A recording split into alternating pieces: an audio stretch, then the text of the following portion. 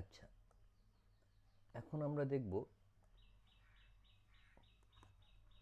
Carb anion.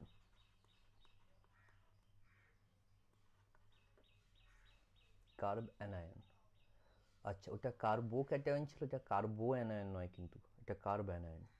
ঠিক আছে। আচ্ছা, কার্ব অ্যানায়ন মানে কি হবে? কার্বনের মাথায় মাইনাস চার্জ থাকবে। আবার ওই একই রকম কথা, carbon 2s2 2p2, 2s2 2p2। তো কার্বনের মাথায় যদি এখন মাইনাস হয় তাহলে কত হবে? 2s2 2p3।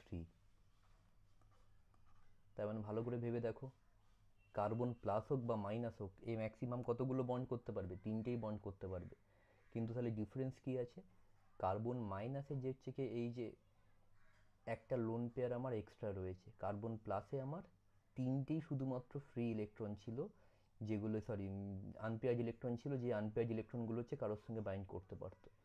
এখানে যদি দেখি, এখানে দেখো তিনটে আনপেয়ার্ড আছে প্লাস একটা লোন পেয়ার রয়েছে। যদি বলা হয় কার্বন স্ট্রাকচার দেখতে কেমন, তো এটা এরকমভাবে ভাববে যে এর এটা ধরো প্লেনের মধ্যে পড়ে রয়েছে, ঠিক আছে, এটা হচ্ছে এই প্লেনের মধ্যে, আর উপর নিচে কি আছে? ওই লোন পেয়ারটা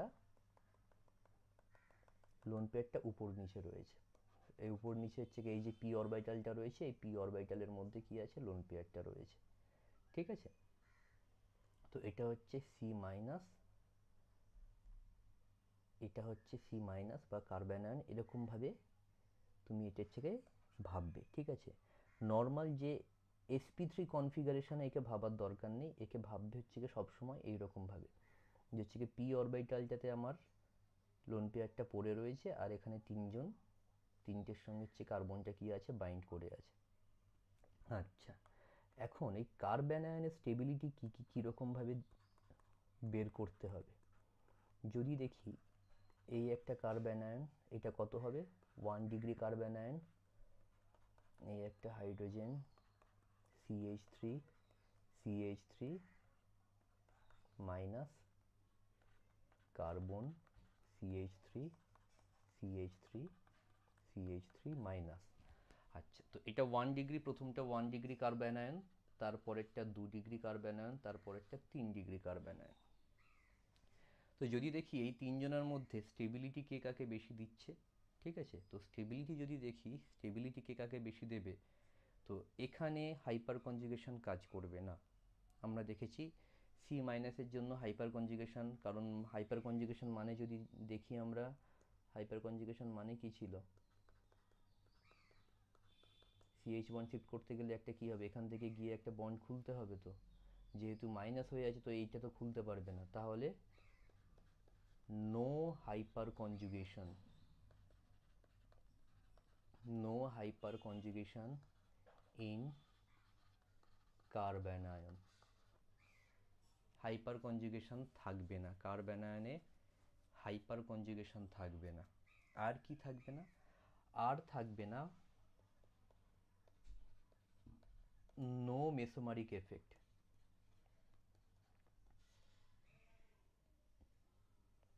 তাহলে কে কে থাকতে পারে?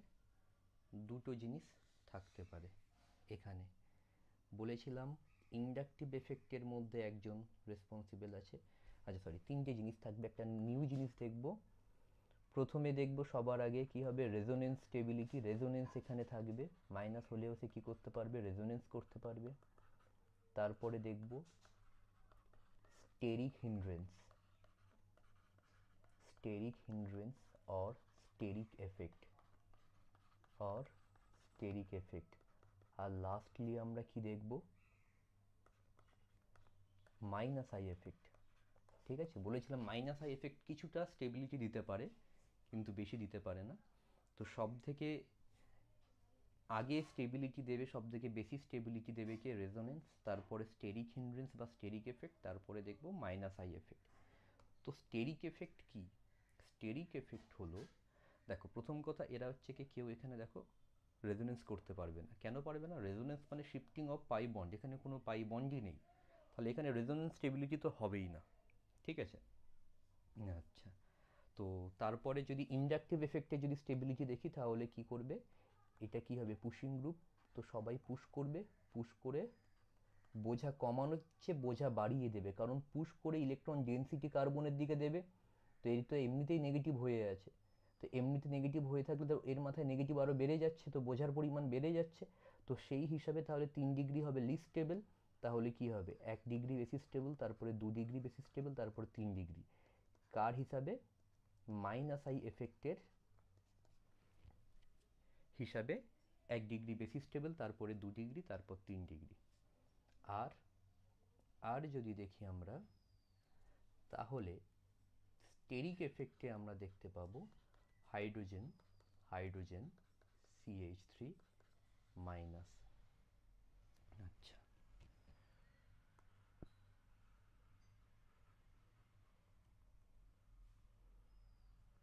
এটাকে একটু অন্যভাবে আঁকি।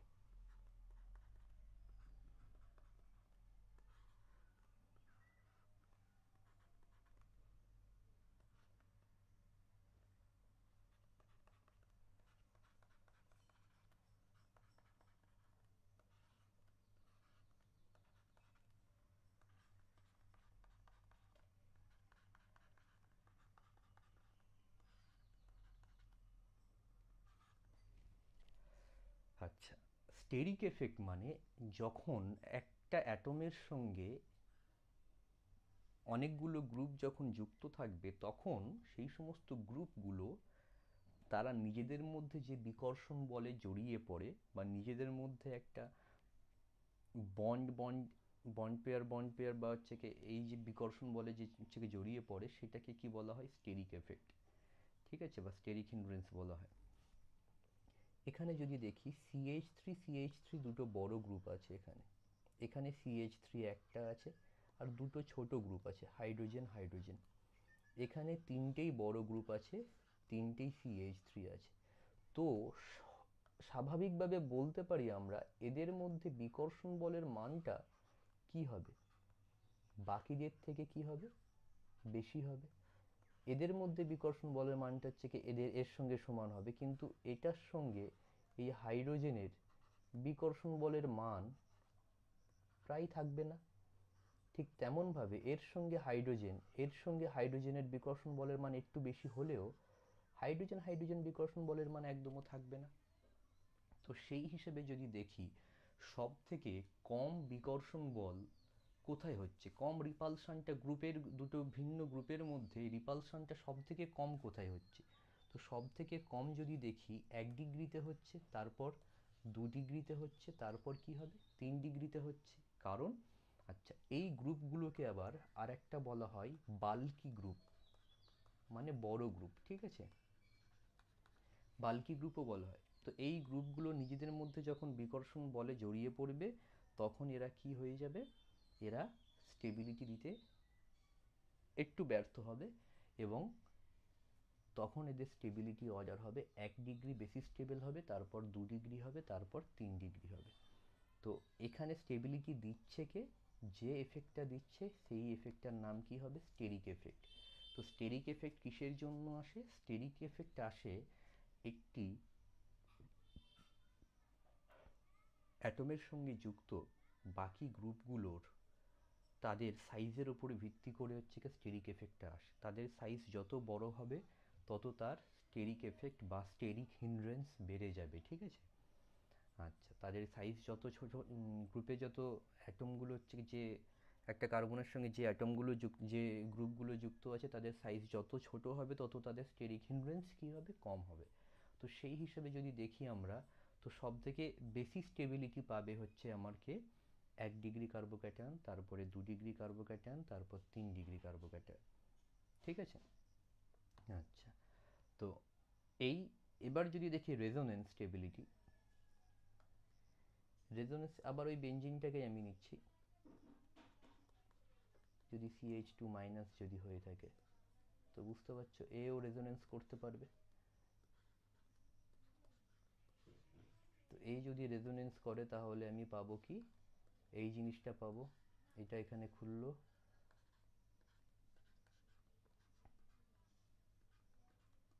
এটা মাইনাস হবে, এই মাইনাসটা গিয়ে এখানে অ্যাটাক করলো, এটা খুলে এখানে চলে গেল, আর এটা খুলে চলে গেল, সরি একসঙ্গে এতগুলো থাকবে দেখালে হবে না, এটা খুলে এখানে চলে গেল, এটা এখানে গেল, এটা এই গেল, মাইনাস হলো, ডাবল বন্ড CH2। এবার যদি এই মাইনাসটা যদি এখানে অ্যাটাক করে তাহলে এই CH2 খুলে যাবে, তো খুলে গেলে আমরা কি পাবো, এই দেখো পাই বন্ড তার নিজের জায়গা থেকে সরে গেছে, শিফট করে গেছে, যেখানে যেখানে ছিল এখন তার অল্টারনেট জায়গাগুলোতে রয়েছে। তো এখানে কি পাচ্ছি, 5টা রেজোনেটিং স্ট্রাকচার পাচ্ছি আমরা। তো এ কিন্তু 1 ডিগ্রি কার্বঅ্যানায়নের থেকে কি হবে, বেশি স্টেবল হবে, কারণ কি এখানে দেখো চার্জটা ডিলোকালাইজড হচ্ছে কিন্তু, ঠিক আছে, ওখানে কিন্তু কোনো চার্জ ডিলোকালাইজেশন হচ্ছিল না, তাহলে এখানে কিন্তু চার্জ ডিলোকালাইজড হচ্ছে, তাই জন্য কিন্তু এ কিন্তু স্টেবিলিটি পাবে। তো এ কীরকম স্টেবিলিটি পাচ্ছে, রেজোনেন্স স্টেবিলিটি। তো এই স্টেবিলিটির মানটা কি হবে, ওই তোমার স্টেরিক এফেক্টের থেকে কিন্তু বেশি হবে। তাই জন্য কেউ যদি রেজোনেন্সে অংশগ্রহণ করে তাহলে তার হচ্ছে কি তোমার কার্বন আয়নটা স্টেবিলিটি দিতে পারবে, কিন্তু মেসোমারিক এফেক্ট এখানে স্টেবিলিটি দিতে পারবে না, আর হচ্ছে আমার হাইপার কনজুগেশন এখানে স্টেবিলিটি দিতে পারবে না এখানে। ঠিক আছে, আজকে এতটুকু।